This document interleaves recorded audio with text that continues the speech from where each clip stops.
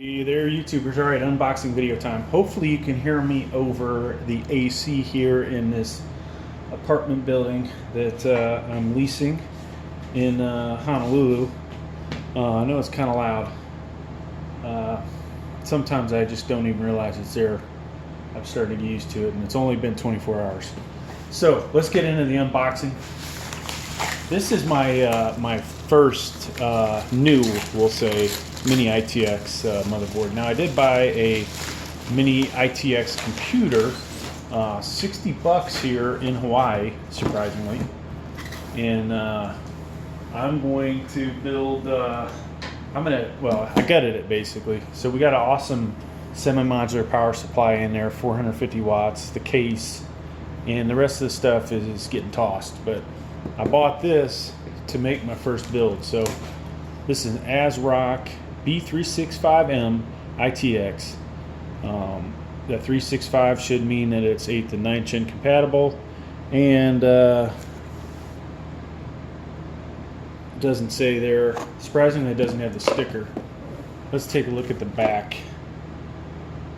There you go. Supports 9th and 8th gen Intel Core processors, LGA 1151, Intel B365 chipset, 2 DIMMs, DDR4 2666 megahertz, 1 PCI Express 3.0 by 16, which thank God this has Wi-Fi, because we'd be SOL otherwise. HDMI, 1 DVI, that's interesting, and a display port. So of course with these type motherboards, they expect that either you will have a dinky little graphics card, I say that in general terms, or that you'll use the CPU, integrated graphics. So this is not really necessarily great for somebody with an F-type processor, which unfortunately is what we have. So we've got to use a GPU. Now,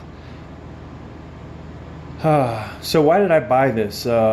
Really, it was because I wanted to have a computer that was easy to take with me. If you watch the channel, I travel all over the place, and right now I'm actually in Hawaii versus being home in Virginia. So made in Vietnam, in case anybody cares. So let's go ahead and get into this. I usually don't slant the box, but the fact is I can't find a good place to do unboxings in this room. I'm honestly tempted to take this stuff to the beach. So ASRock has good guides. Here's the installation disc, which of course I don't have CD-ROM drive here. That's one thing I gotta tell the old lady to send me, is my Blu-ray drive. So this guide, it looks all right. I don't need these things anymore at this point in my life. Probably 2 SATA cables. Yeah, 2 of those. You got one right angle, and the others, are straight, or the other one's straight. One that's right angle and the other end straight, and the other one's got both straights to it. Antennas, definitely got to use these, right? What do we got here? This is, M.2, little screw for the M.2. Normally they're silver, chrome, whatever, and this one's black. I/O shield. For the longest time I kept calling these heat shields. People always say something about it, but got that. And now for the motherboard. Dun dun dun. Alright. So first thing I'm going to say probably when I open this is where's all the rest of the stuff? I'm so used to ATX, even micro ATX. Alright, so let's get this in up and close here. Alright, so here's our one PCI Express slot, and obviously that's a big boy there for a graphics card. Now, will any of my graphics cards here actually fit? Yeah, that's a good question when I get to building it. I hope it does, because I actually have not that it's a good match for this, an i3-9350KF that I would like to use. Just because it's sitting around not doing anything. Here's your M.2. Alright, looks to be 2280. There is only one spot. Actually, it might be a second spot there. DDR4 RAM, as mentioned, 2666 megahertz. We have 4 set of 3 connectors. If you have on your case USB 3.0, this is the where you'll make that connection from your case. This would be a system fan. Over here, you know, it's really hard to see on these motherboards. Sometimes they're easy to see. There is no print on this one.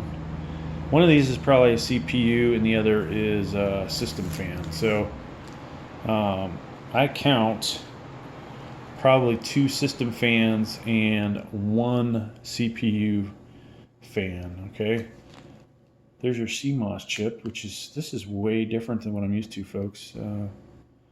Usually you just see the little chrome, you know, battery or whatever it is. It's probably not chrome, but it's got a nice reflection to it.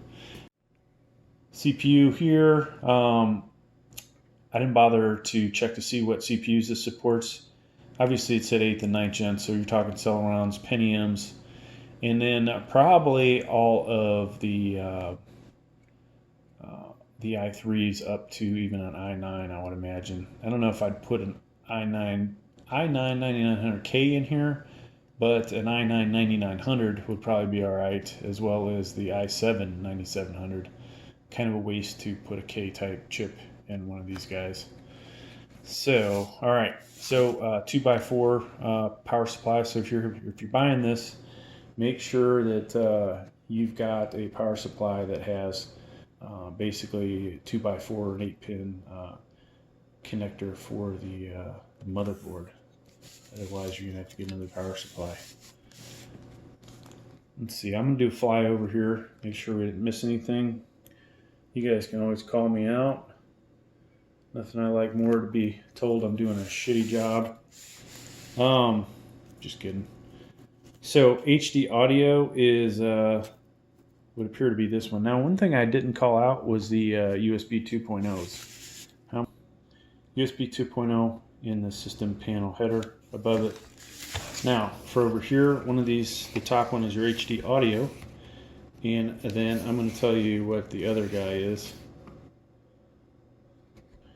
Okay, so this guy, if I'm reading this right, is the front panel audio connector.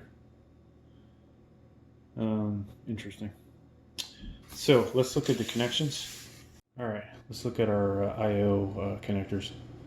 HDMI, DVI dual, DisplayPort, the old style PS2 connectors, USB 3.0s,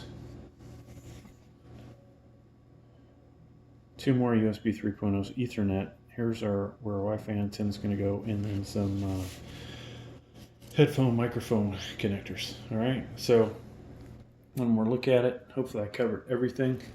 I will even let you guys look at the instruction manual, because Lord knows I've made a few mistakes in my day.